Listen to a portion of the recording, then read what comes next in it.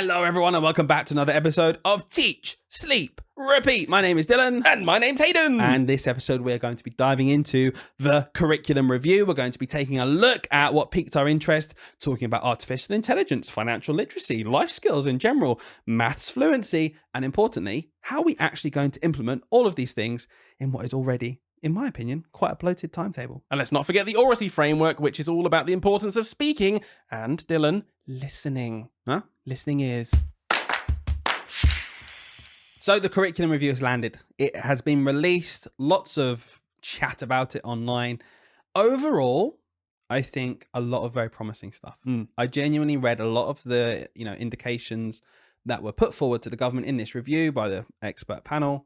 And I thought, you know what, these are really good ideas in general. There are a few niggling bits we'll talk about in terms of, how to implement it and what should be given priority, etc. But again, I think that was referenced in there. And, it very much said about how it's important to make sure this is manageable, etc. And the government have responded overwhelmingly accepting a lot of what's on there. So again, it looks like we're all on the same page. I think it's a positive thing. So I thought this would be a really good opportunity for us on this podcast just to break down some of the parts that we found interesting or stood out to us. We can't do everything. Yeah, there's a lot on it. Obviously, we can't do all of those things right now. So we've picked out some bits that, we think would be worth talking about, basically. Absolutely. So I want to start off with enrichment. This really piqued my interest because the review directly referenced something to do with basically how vital enrichment is for our children, etc. And they said the national curriculum was not intended to take up the entire school day. It's important the national curriculum maintains its position as an ambitious entitlement for all. However, schools have space to go beyond it to provide innovative practice, locally tailored content, and enrichment activities that help to ensure young people thrive in education and later life. I mean, we can't say it's a bad thing. It's not a bad thing. I like to think where it is right now as well. Obviously, enrichment's nothing new, isn't it? It's not like there's no teacher listening to this being like, oh, that's a good idea. Enrichment. I like that term. Get that on my wall. Like, obviously, enrichment is a thing. So why do you feel like there is a need to even bring this up again and bring it to the forefront of people's minds with the curriculum review? Is it not already happening? I'm always reluctant to say, I don't want to come out and be like, don't focus on this. There's a million other things that are really important, or this isn't important. No, it is. It's vital. Yeah. Like you said, I don't think this is news to teachers. I don't think people are suddenly going to read this and go, oh, we do need to do enrichment. We do need to make sure there are sports things going on for us. We get all that. But, in the current context, let's be realistic for a second. There are a lot of factors which lead to reasons why schools might be doing less and less of it than before. Cost. Post-COVID, the cost of coaches is insane. It's disgusting, isn't it? It's insane. Unless you've got the Tower of London down your street from your school where you can walk to and get this amazing experience, most of the country don't have that. The cost of hiring coaches outweighs that of the actual event itself half the time, which puts school off. There's less money than ever. There's loads of reasons. Teachers, it takes time to arrange these things. Yeah. It's, we've both arranged trips in the past. It is a time drain. And there are fewer people than ever in schools Exactly. because of cuts to funding for the last 20 years. So Exactly. where someone else might have shared the burden of planning that trip, if it is a school trip, then maybe that person's not there anymore. And it is slow. There's a burden on teachers to do these things. And we often say on this podcast, we're the first people to say, oh, you shouldn't have to be doing all these extra things outside of your directed time. So I can't sit here and be like, so come on guys, let's do a bit more enrichment. Let's think about all these extra things we can plan for the kids, whilst also simultaneously saying you're already stretched. Everything you do is already taken for granted. Stop doing extra things, otherwise the system will never change. Yeah. So I can kind of see why we're in the position we're in, where this curriculum review is coming out and saying, oh, we really should reprioritize enrichment. It's like, that's great. One of the other things it mentioned was that time. The national curriculum, it was not intended to take up an entire school day. Okay. It's one of those statements where I'm like, it's not helpful. No, to say it wasn't intended. Okay, let's just talk about reality. I don't care and I honestly don't care about the intentions of the national curriculum. Written, from 2014 or even before. Let's just look at what's happening right now. The school day is incredibly bloated. We often talk about how it's hard to fit everything into the school day, just as is, and there's lots of reasons for that. And we're going to talk more about the curriculum bloat and this stuff later because it comes up a bit later in our points. But what do we do then? Like, how do we fit enrichment in if it's not already happening in schools that are already stressed about fitting in a bloated curriculum? I don't know. Where do we start? I think we need to be brutal as schools and really push back and say, okay, then I will do less. All right. I've got a history unit that's 6 lessons. Okay. All right. I'll do 4 or 5 lessons, and instead we'll have a Roman day. Yeah. Where we get activities out for the kids, and we'll do that. We have to be more brutal as schools. Okay, yeah, we will do that then. We will cut this. The reason schools are reluctant to do that is pretty obvious. What if Ofsted call next month and say we're doing a deep dive in history? Exactly. Okay. It's great. It's fantastic. Like we can point to this new framework. We can say why enrichment's really important. But ultimately, if the Ofsted inspector comes down on the fact that your chronology is off. Exactly. Because you've missed out something, because you had fewer lessons than before, they're not going to, getting the national curriculum up and going, well, it's just half a page. This is why, we made it less bloated. We did all this enrichment. It's great. I think it's the right answer, by the way, but I can see why schools are reluctant to do it because they don't want to be caught between a rock and a hard place when it comes to Ofsted coming in and saying, well, you didn't do this. And then you've got other people in the review saying, well, you need more enrichment. It's like, oh, well, do you know what? Unfortunately, I'm going to side with the people who have control and power over how my school is viewed and ultimately rate my school. It's also easier said than done at the whole country level. I think it's very easy. You could probably go somewhere in the country and point to it and say, well, they're doing it really well. That's what's happening, I think. They're saying this happens in some schools, so why is it not happening in that school? I think there's some really obvious reasons. One of the biggest ones for me is just the physical location. Yeah. For 2 reasons, right? One of them's kind of a bit more, a bit less tangible. But number one, the big thing here was about local enrichment. Sure. You haven't got all the money to go on coaches and do all these other things. Okay, cool. Just use your local environment. Some people's local environment is very different to others, and there's maybe not as much to do, or maybe not as much to see that's related to whatever they're doing. There'll be something, one thing, sure, but not everything, right? Exactly, not everything. Whereas some places are obviously incredibly rich for this sort of thing, and it's easy for them. Like, why is no one else doing this? It's easy. Yeah. And the second thing is also money, not just for teachers and things, right? But how much money families have in your catchment area. Right. It's not always going to be the same. There will be some schools that genuinely just find it easier to say, right, we're doing this enrichment thing, it's £15 a head, everyone chip in, and we do one of these a term, and it's just not a problem. Yeah. And there are other places where that is not a reality. That is literally impossible to do. Yeah. I worked in a school in the past where doing something like that was a huge challenge. Mm-hmm. I remember one day I got sort of humbled because I said, oh, we're doing this, I want to do an enrichment thing. And I said, we're going to do a business fair. Mm-hmm. It's been really fun. The kids will need a little bit of money to spend on their businesses that they're inventing because they're going to do an enterprise sort of thing. Sure.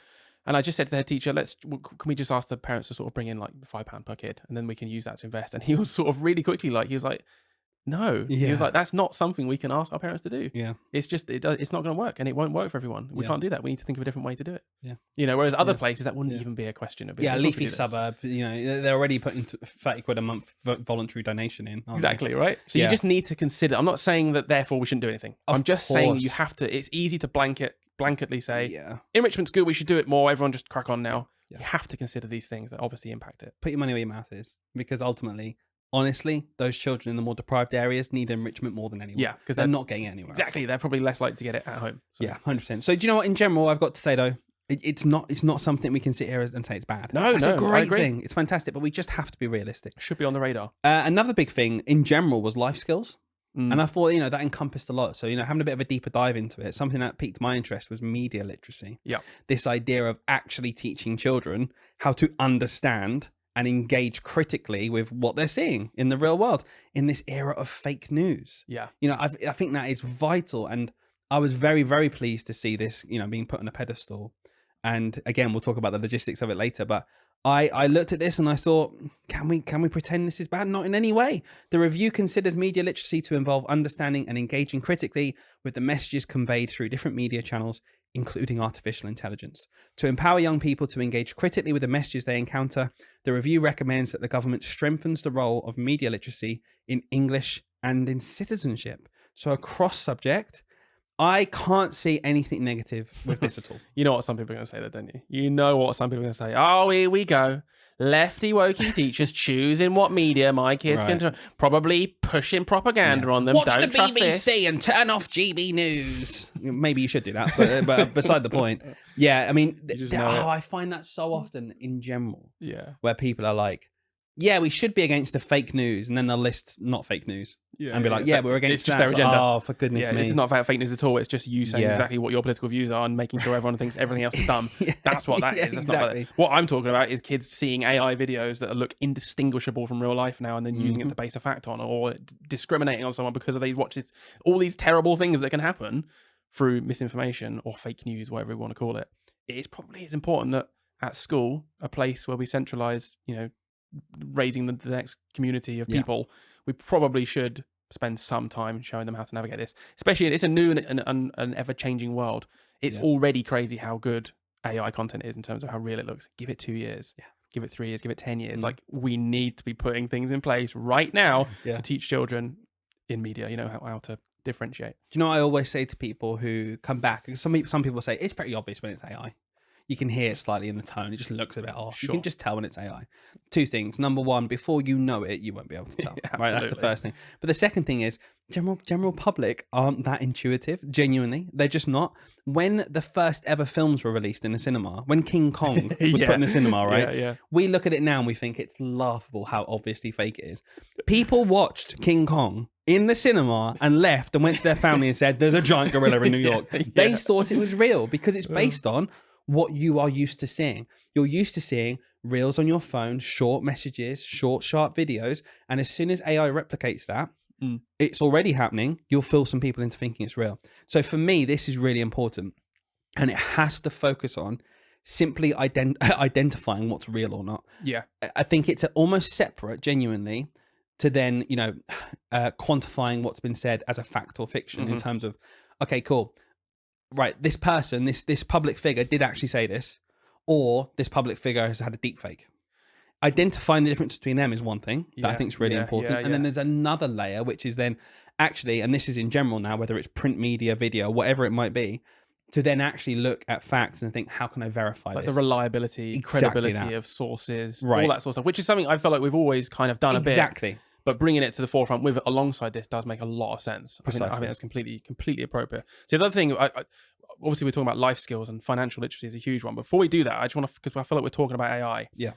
Another thing with AI is not just identifying, like you said, what's fake and what's real, but also just genuinely how to navigate it. I noticed that they've put that in there as well. Yeah. So the rise of AI and trends in digital information demand heightened media literacy, which we're talking about, and critical thinking, as well as digital skills.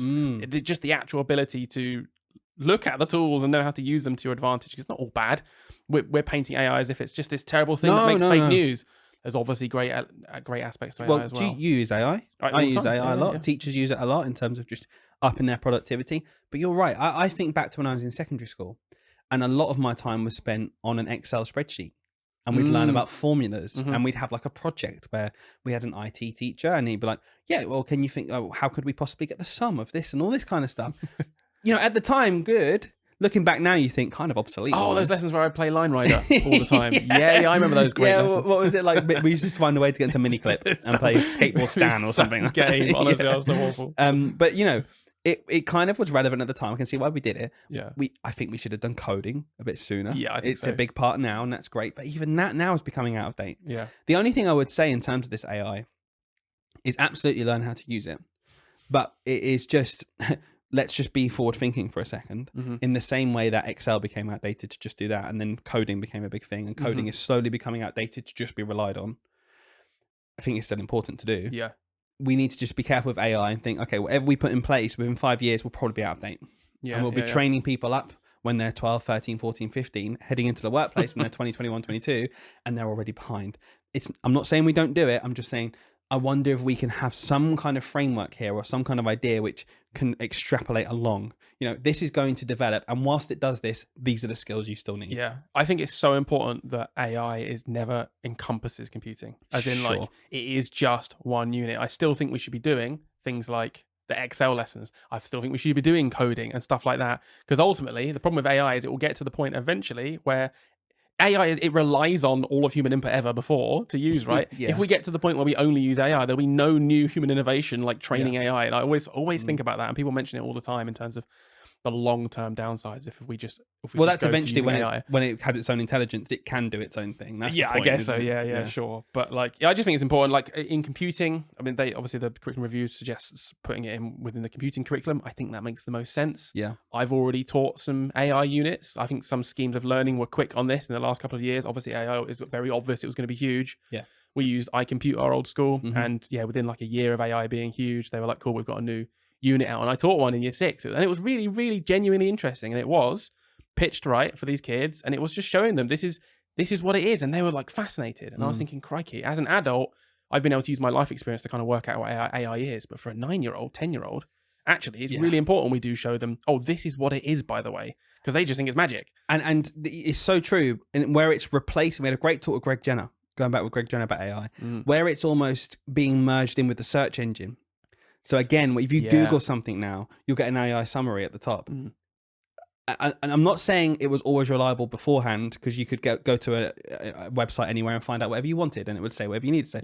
But you could kind of at least say, like, okay, well, this is from this website. This is a trusted website. This is from this website. I can't trust that because of these reasons. Now with the generative, like the AI at the top, kind of just giving you a summary, there's footnotes and things in there, but it's harder to get to, and it's kind of taking from 8 things at once. And it's sometimes wrong. Yeah, it has been wrong. And it has been wrong before, like, to a point where you're like, okay, children need to understand what is going on here. This is an AI overview. This isn't what someone has written and cited exactly because of this source in this book. And that goes back to your media literacy, which is like reliable sources, credible sources. Yeah, it's all moving in the right direction, isn't it? Yeah, that's what absolutely. I think so. I think there's a lot of people that it's fun to be negative, isn't it? And fun to like. Oh, we know about that. Of course. It can be though. Everything's so bad, and only pick out the bad bits, or even just insinuate that everything's bad. But I think these are all the right choices. Definitely. Even if you don't like AI, it's like it's almost irrelevant now. Yeah. That opinion is irrelevant. It's happening. It doesn't matter anymore. You can be against it all you want. You'll just be left in the past. Like, it's happening. Like, so we should probably, and you should still talk about maybe the drawbacks. Absolutely, we should. Like we should always critique it, but we shouldn't then bury our head in the sand and say, well, I'm not engaging with it. So, well, I tell you what, though, your kids will be. So we really should just be teaching them about it. Yeah. There's one thing that I'm talking about being negative. The only thing I would say here, it caught my interest going through stuff. It mentioned about how AI presents a risk to assessment reliability. If you're using AI to write your essays for you, etc. But then it made a link that I don't necessarily agree with. I wonder what you think about it reinforcing the fact that exams are the fairest way, therefore, to be assessing children, because you're in a timed condition, you're in a room without an AI bot. It's just you, your mind, and you're answering questions. That being fairer than maybe having access to AI. I don't think I agree. I really don't think I agree with that, because again, the reason is, at what other point in your life are you forced into those exam conditions to regurgitate what you know? There are some things where it's important to understand that you yourself have a certain fundamental level of understanding. I get that, right? I really do. So I understand why there's a role for exams in some situations, okay? But there are some situations where it doesn't matter. If off the top of your head in a timed condition in a test, your work is slightly less good than if you were just maybe at your own computer in your own office with an AI assistant helping you out, right? Well, you're still producing the work. You're still doing it to a certain level. I don't necessarily think that this means exams are now on a pedestal. They're way more important. Right. I think we have to move with the times as well with how we assess children and how we use artificial intelligence. It's a tool. When we're writing a dissertation on Word versus writing an essay, do we take into account that Word has spell check built in? Do we take into account that there's grammar that you can fix on the Word document that does it for you? Do we take into account that you could have Grammarly installed and it says, use this for being concise, etc., and getting to the point quicker? No, because it doesn't matter. And we accept those are just part of the tools that you get in a computer. Yeah. And that it's different to when you're in real life, writing things down.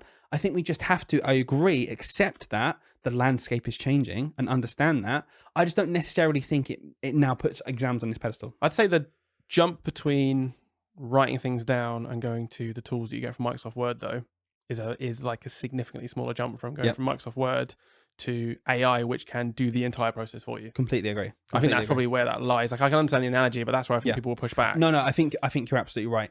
All I'm trying to say is here, understanding that landscape has moved, I don't think means that coursework's pointless now and exams on a huge pedestal. I understand the benefit of it makes it clearer what you get from an exam, what you get from coursework. Yeah, but it hasn't changed. I don't think it's changed too much. You still get what you get. We all know what we get from exams. It's a proof of knowledge. I think it's a huge problem, by the way. I don't want to underplay this.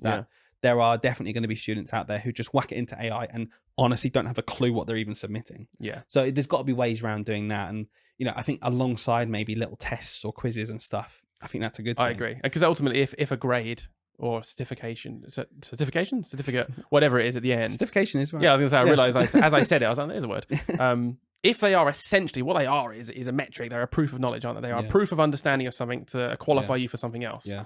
if the fundamental underpinning bit of that is that you don't have the knowledge at all because you've found a way around it, I can see the problem in that system. Definitely. I get it. I understand why a kid getting through, getting a B in their history, but they got they got an F on the exam, but they got an A triple star. No, it's different now. It's numbers, isn't it? Yeah. But they got really good grades in the coursework because the coursework was all faith. They came out with a B, and then someone thinks, oh, they're not bad.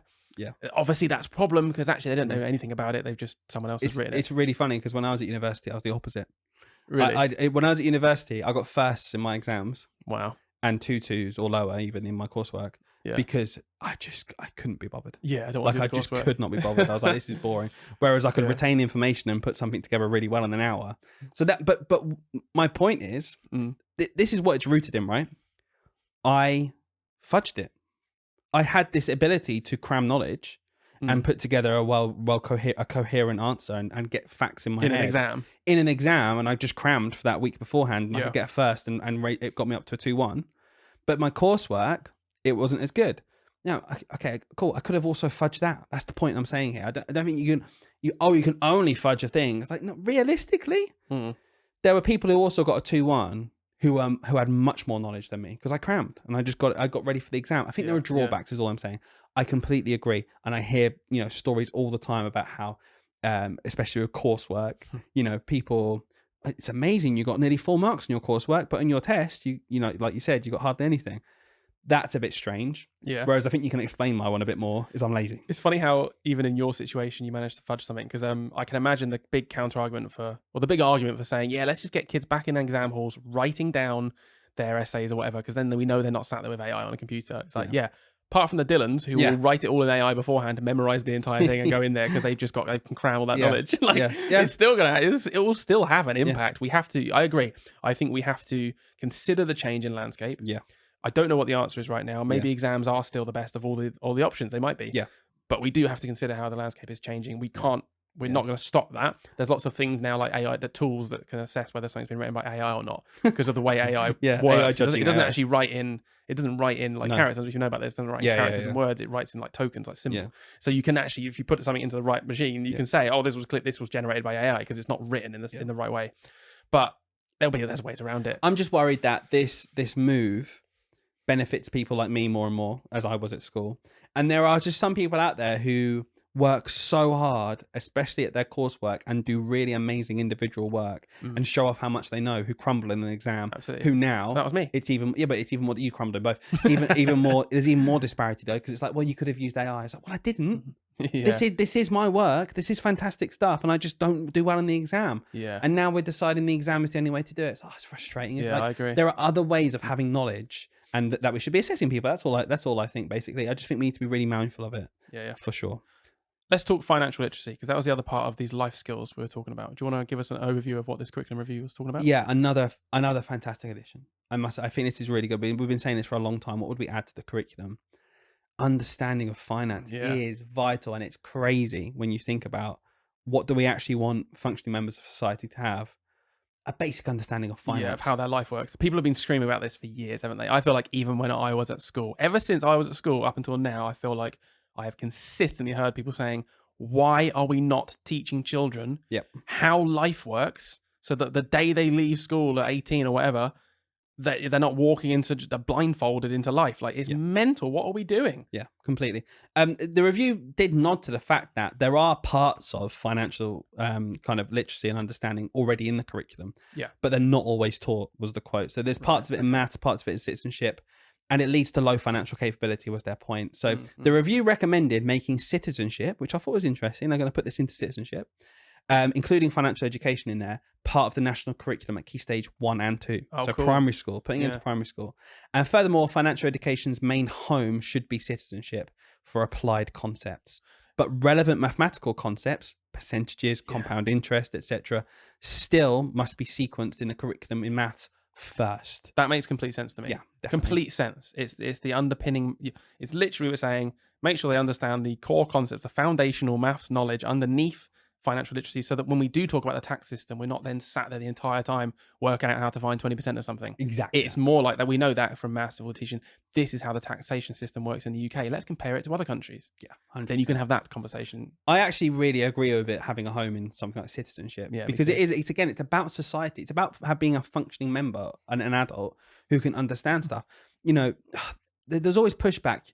Oh, it's just too complicated. There's a reason kids don't understand about mortgages or anything yet, because they don't need to. They're too young, etc. And it's like, okay, cool, but they'll all be taxpayers. Do you know what I mean? Most of them will be taxpayers when they grow up. A lot of them will get a mortgage. So at the very least, what we need to make really clear is those key skills and teach them well in maths and make sure they are taught. But like, it's obviously a good thing, right? That you can then in citizenship go, by the way, this thing we understood in maths. This will apply to every human ever when you come to taking a payday loan. Yeah. I think about payday loans, and I think they are horrible companies. Like, they're there to serve a purpose, which seems quite noble.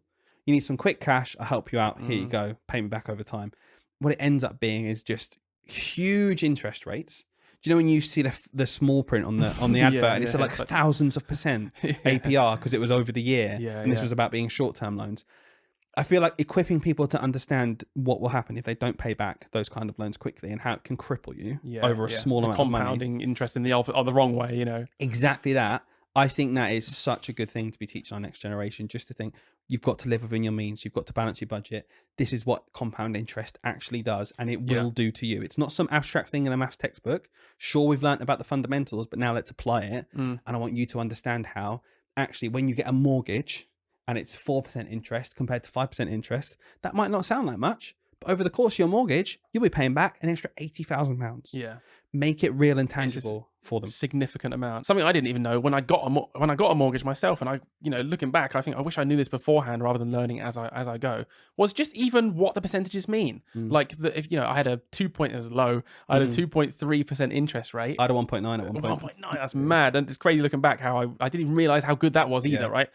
And I didn't know what that meant, but I wish someone said to me, "Oh, that means you take your whole mortgage amount and you pay that back every single year." Yeah. If someone said that to me, I'd probably be a bit more shocked. I was like, "Oh, wow," because I often think if you get a short-term loan, you pay 2.3%, you're paying it on the entire loan. It's you take $1,000 out, you're paying back the extra 2.3% on that grand, and you pay it back. It's in one go. Whereas with mortgages, you're paying that every single year. And just little things like that, I wish I knew, like tax bands. With my year sixes, every single year of my career that I've had year six, I've always blocked out a week post SAS called Money Week or whatever I end up calling it, and I'll do at least one lesson where we just talk about tax and how it works. I remember working at Tesco's, right, and someone at the employee there told me it wasn't worth getting paid any more at a certain point, because then you'd go into the next tax bracket as if you pay that amount of tax percentage on all of your money, and said then you get less. And it was all just completely wrong. And I'm like 20 years old at this point. I had no clue. I should have learned that when I was 15, 16. 100%. And it's like when you say, "Oh, I'll tip into the 50% tax or 40% tax bracket," right? The higher threshold. And it's like, but that's not 40% of everything you earn. It's 40% of everything above that threshold. So I get it. Like, I understand why you might think, "Oh, that's frustrating. I'm not getting paid as much." But your income is completely safe up until then. You get 12.5 grand that you never get taxed on, no matter what happens. So again, if you're at the lower end and you think, "Oh, there's no point in me going to 14 grand because then I'll have 20% on 14 grand. I can do the maths. That's nearly 3 grand that I'll be, worse off. I'll have less money than I did when I had 12 grand. That's what they were convincing me. No, you won't. Yeah, because the people think, 14 grand going down gets you to like £11,200. Well, that's less than 12 grand when I wasn't getting taxed. No, it's 20% on the 2 grand above. So stuff like that. Just understanding that is vital. I always come back to student loan. Again, the financial literacy to at least understand what you're embarking on. I'm not saying it would mean that people wouldn't do it, but maybe it would make people more picky about what subjects they do. Maybe it would make people think, do I definitely want to do this? Because it essentially turns into a use tax. You're never going to pay back your student loan. You're going to do above a certain amount, which is great. Only when you can afford to pay it back do you pay it back. But you end up just spending interest. It's just interest. If you look at your student loan right now, I can guarantee you that what you owe is more now than what you actually took out. Well, here's an example for you. So Lauren, I've been with Lauren for nearly 8 years, and we've both been teachers that whole time. And teaching, by the way, which you need a degree for. You have to do this. So you've got to do this bit. It's non-negotiable, right? So she did the 3-year course at university.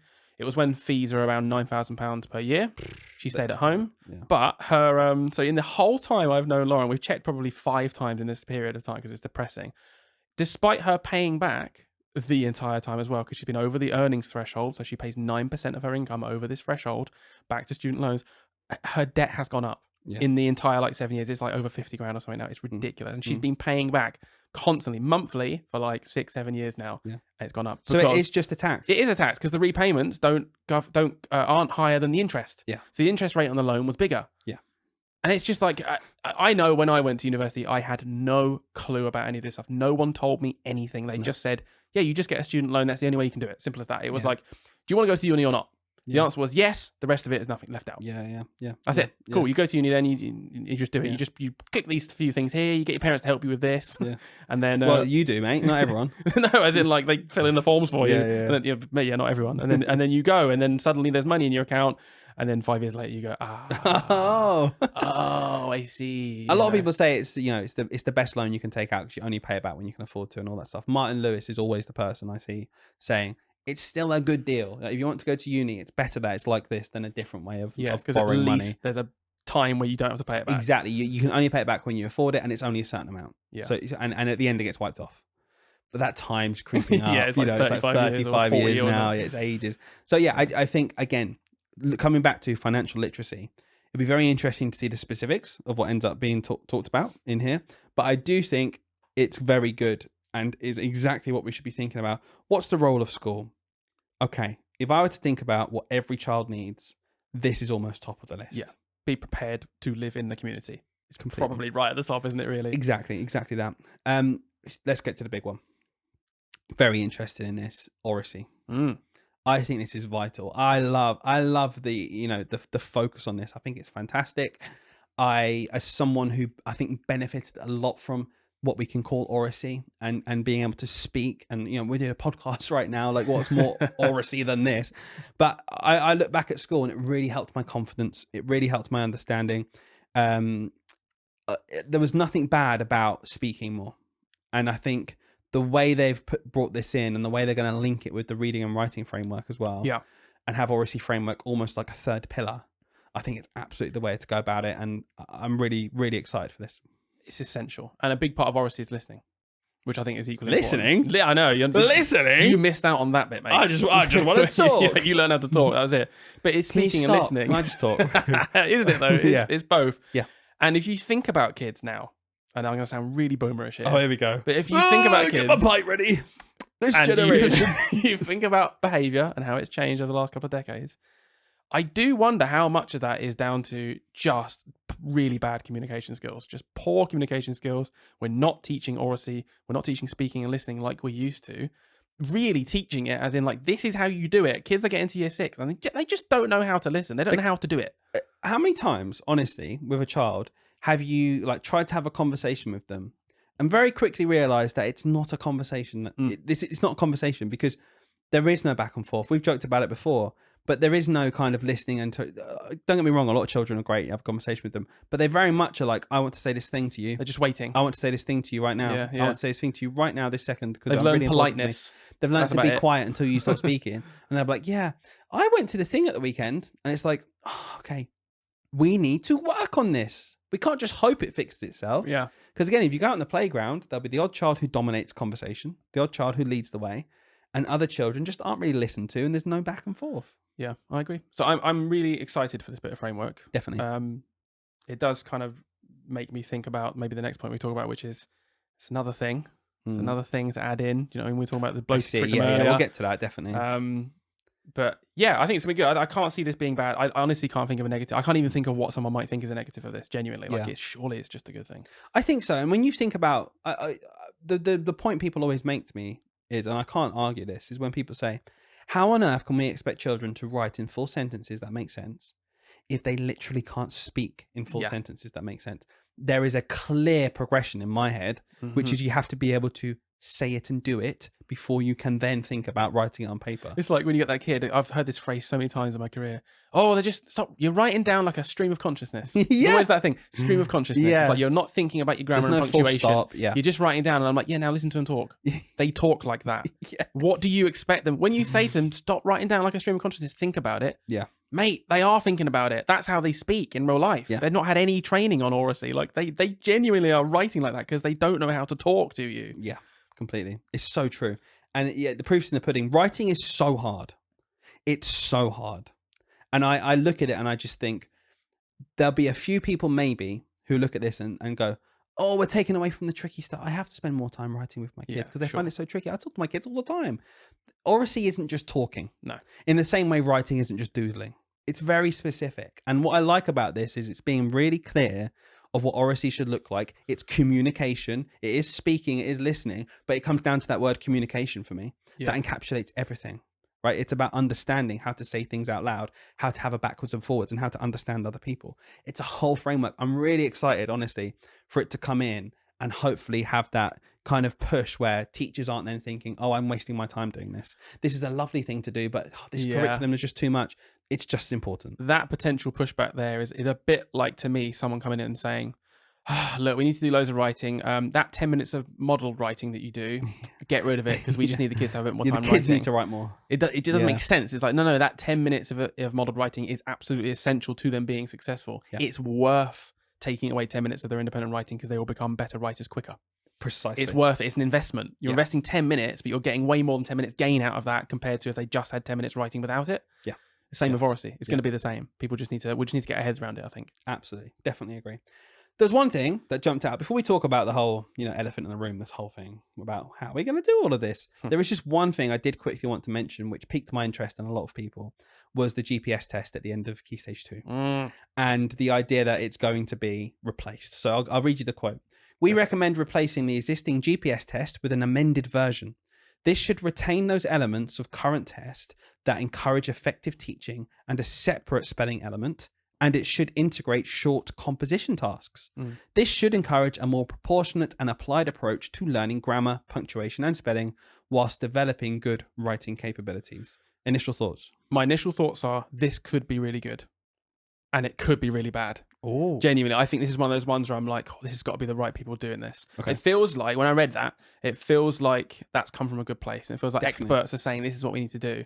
But just from my life experience, sometimes experts can be really heavily involved in the initial concepts of things, and then they're not so involved later on, and actually it gets completely blown out of, oh, we're going to do it differently now. It's like when someone adapts a game to become a film, and they just miss the entire point. It's like, oh, the idea, the concept was great. Went to a game instead of a book. Yeah, I know. Famously making books. Because do you know why? It's because yesterday I started watching The Witcher, and I know that there was loads of controversy around the new season, and Henry Cavill not always been just here's where I break it to you that The Witcher is a book first and foremost. Okay, all right. Is it a book before a game? Yep.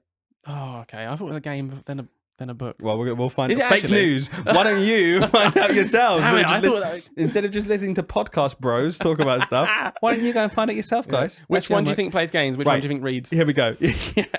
Leave a comment on, if you're listening to Spotify, leave a comment down below. Was The Witcher either a book or a game first? We'll find out. And which one's better?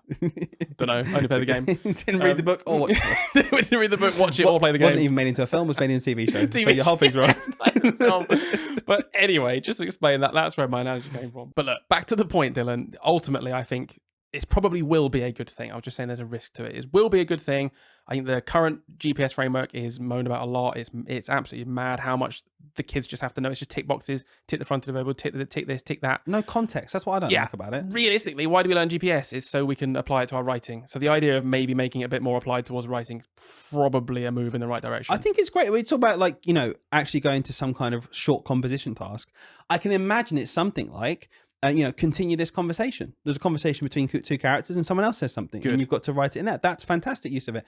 Maybe it's, just some context where it's like in the next passage, use expanded noun phrases to describe this picture. And there's a picture of a tree and that kind of idea. I think that's a good thing. Because you can get so many different bits of punctuation and grammar and composition out of that. Like I really like the idea of the writing task. It's like rather than saying to a kid, put the speech marks in the right place in this sentence, just get them to write a bit of dialogue. Right. Then you can test 7 things at once in terms of how well they understand how to write dialogue. Might be harder to mark, genuinely, and assess, but I just think it's okay, cool. It's better for the kids though. And more realistic. I can tell you right now, I have taught kids every single year of my career that can ace a GPS test because they can learn the superficial knowledge enough to know where to put the speech marks when they're being told to put it into a sentence. But will they use it in their own independent writing? No. Right. That's a big difference to me. Like you can tick that box, but you can't actually do it in the only thing that actually matters. And we just spent a lot of time talking about how writing's really hard. Okay. But this is why what this might do, if this becomes the way we assess in GPS, right?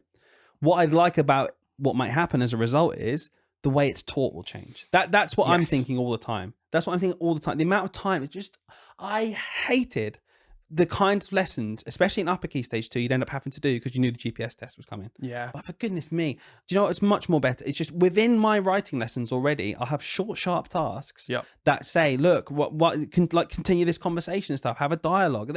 The kinds of stuff where children can be imaginative and enjoy their writing and still apply all this stuff.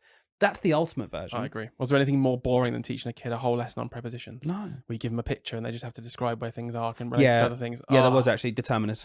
Oh, God, even worse. Honestly. But it's boring as hell, isn't it? Just So integrate boring. it into writing. And how often, right? What kid doesn't put a determiner in? I know, Honestly, what kid isn't putting before the thing? Yeah. Do they really need to know what it is? Well, did you know that 7 is actually a determiner? Because it's determining how many... I don't care. Hilariously is the opposite version of, I just did the speech one where a kid, easy in a GPS test, they can't put speech in it.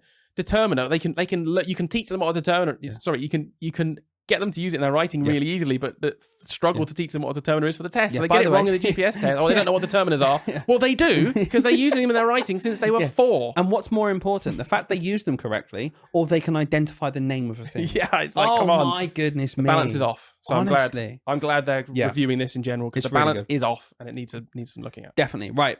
I want to finish off with talking about, it being manageable and the elephant in the room and assessing, being negative for a bit. But before I do, as always, I've probably forgotten something. Was there something that jumped out? I mean, you've forgotten possibly the thing that interests us most, which is maths, which we decided we had it at number 1. We were like, we'll talk about maths midway through, and you've forgotten about it. Right, go on. We've always talked about maths. Right, go on. Right. Okay, fluency, right? It's to do with fluency, and obviously we talk about maths all the time, but it's really important. We got a maths platform. We got a maths platform that we happen to be building on fluency. Sorry, very quickly, right? When the review come out, you, and you read it, did you not think that we could have written this ourselves? I messaged you, didn't I? And I screenshotted one particular paragraph, and I said I feel very vindicated right now. Yeah, because I was like, I feel like we've written this because this is what we're passionate about and have been for years. We're finally in the position where we can do something about it. Yeah. But we have for years and years and years felt extremely passionately about fluency in maths and how it is essential and underpins all of maths knowledge. And it's just the foundations to your house. And not to say it's been left behind, but maybe it's just not in the limelight as much as it should be, and some things have started to slip. Maybe a bit of mental arithmetic started to slip. Just that fluency of number, it started to slip a little bit. Yeah. Maybe even just the methods of arithmetic. People think, I don't teach them different ways. We'll just get through it quickly to get to the reasoning. It's all kind of slipping, and we've noticed that, which is why we're building our Mathsuit, our new platform. Definitely. But seeing it come up in this, I was like, well, this is brilliant. It just summarizes everything we said. The review talked about a stronger focus on developing fluency, particularly for the younger children, particularly for children even in early years or year 1, year 2, etc., of understanding number and being able to manipulate it because that's your foundation. And furthermore, in terms of fluency, in terms of children being able to do mental maths, to be able to do processes confidently, accurately all of the time. And what I loved about it was it just drew a line. It had a piece of string between. It wasn't just saying, just this because. It was saying because this allows, in Key Stage 2 especially, for better reasoning and better problem solving. You have to get the foundations right. And I thought to myself, this is what we need to hear because we want to get it right. Kids have to be able to do the maths. It's not at the detriment. It's to enable everything else. It's not just saying, let's just practice arithmetic all lesson every single day. It's saying do short, sharp, often, do bursts, do things you've done before, practice new things, fill those gaps, because then when you come onto your lesson, you can get to that quality reasoning task, that amazing problem solving task, because your children are proficient and good at the basics. It was a breath of fresh air reading it. Number 1, because it's just fundamentally what we believe in. But number 2, because I really think now this platform we're building, starting off with arithmetic, moving into fluency in general, having something for early years and younger children to really understand number, it's all coming together. And number 3, don't forget, is that we're fundamentally right. So we fundamentally agree with it because we're fundamentally right. Okay, it's really important, and this, like I said, vindicates us. But don't you think when you're reading it almost all the way through, genuinely, not being big-headed now, but hopefully all the teachers out there feel the same way, where one thing after another, I was thinking, yes, this is what we think, this is what we agree. So my big thing now is watching what the government do to implement it. Yeah, they've accepted a lot, but I look at it and I think, do you know what? This could be done really well. There's one thing. How are we going to fit all of this in? This is all fantastic. We talk about bloat. Yeah. This is what we're really going to focus on now is actually, okay, how are we going to make it manageable? I was pleased to read that it directly referenced this in the actual review itself. So I want to read to you this quote. We recommend that the government involve teachers in the testing and design of programs of study as part of the drafting process. This must take into consideration the curriculum time that is available, ensuring the national curriculum is ambitious but teachable within a typical school day. Well, we've already learned, haven't we? The national curriculum was already designed to leave extra time, and it doesn't. So I hope they don't use the existing framework of thinking that's true. In terms of like most cases, it isn't. I'm sure some schools are doing it fine, but most cases that is not true. The curriculum's already very bloated. I hope they take that into consideration. That'll be my only worry, is that they go, well, the curriculum's already got a bit of space for wiggle room, so we're just going to take out a little bit and replace it here, and think actually it's just as bad as before. This is where we see, I think, a difference between what the review is saying and what the government might do. So the review is saying it's really important we do this. The review also talked about kind of just almost rejigging the order that you learn things. It talked about not repeating stuff as much and maybe pushing it further down the line. So having a more streamlined approach lower down to focus on stuff. It directly mentioned introducing too much too soon. I thought that was fantastic as well. So hopefully what we see is just in general stuff, just moving down the line a bit, just to get really solid. Talking about the maths example, but now approach for everything, getting the foundations right and not having to feel like we're rushing through stuff. That's vital. But, rejigging it alone is great. Introducing all, the Oracy framework, the extra bits and bobs, it's going to be a balancing act, I think, to not just rejig it so there's room and then fill it up again with all this new stuff. Yeah, absolutely right. We just have to get it right. We have to prioritize. We have to not be scared to say, we can't do this now. We can do X, Y, Z, but it's because we're going to drop A, B, C. Yeah, I agree.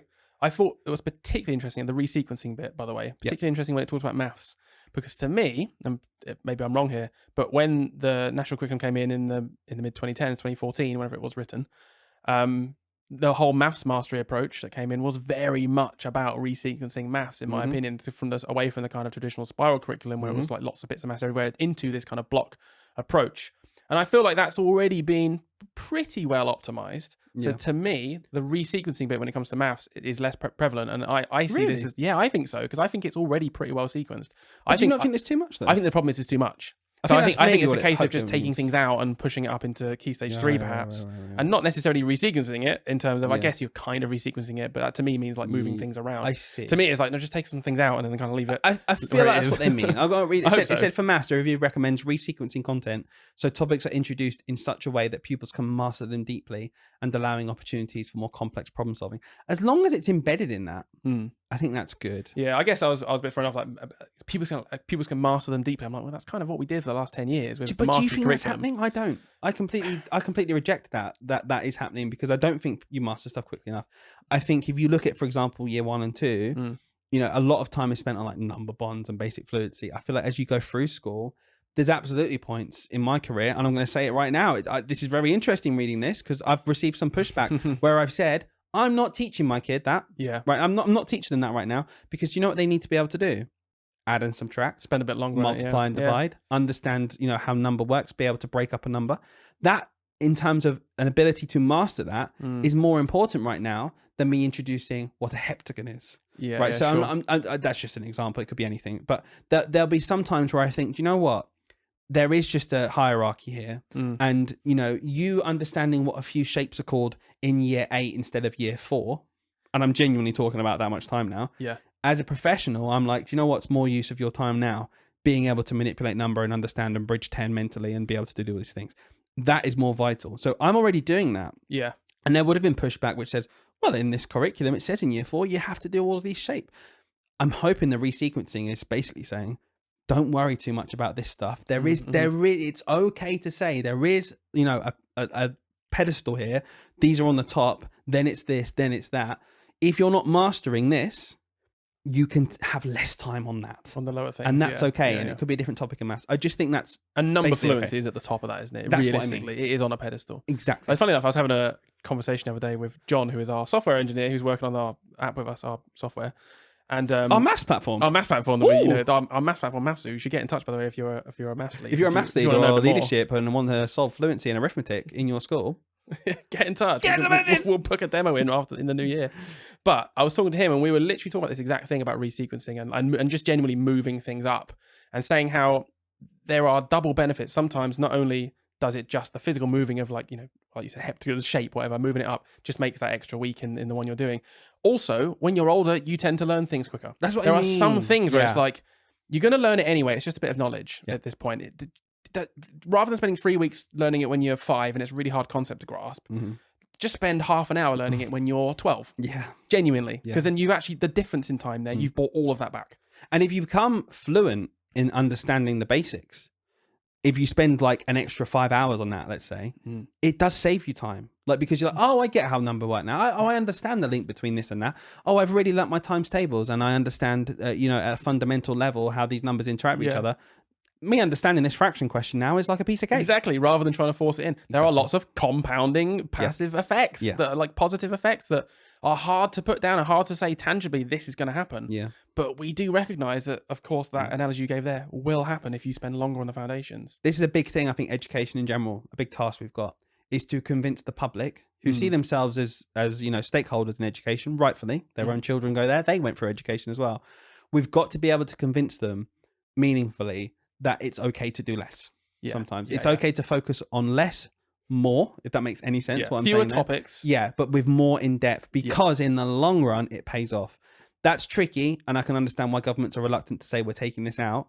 There's a reason why the headline is always, we're adding Oracy framework, we're adding enrichment, we're going to have more... There was a big thing about creative subjects we never even got into today, about music, about the arts. All of this stuff, there's a reason that sells. It's because it sounds great that we're doing more.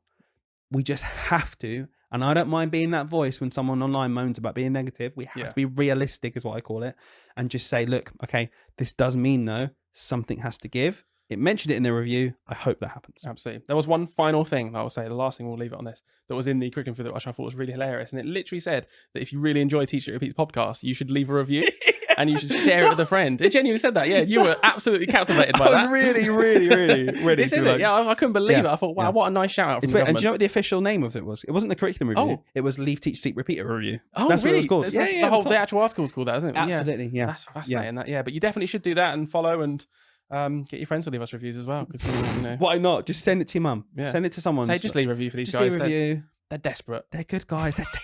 They're desperate. They're Just desperate. leave them a review. Just help out. Your Christmas gift. They're pathetic, actually. Christmas is coming up. Yeah. Do you remember when we started asking for this kind of stuff? We were like, oh no, we can't be too. Yeah. Please, please, Come on, it we need helps to us make so- it big. we need to make it. Guys, thank you so I much. want to be in for Hollywood listening. next year. I hope you found it useful, Hayden. Yeah. You were gonna.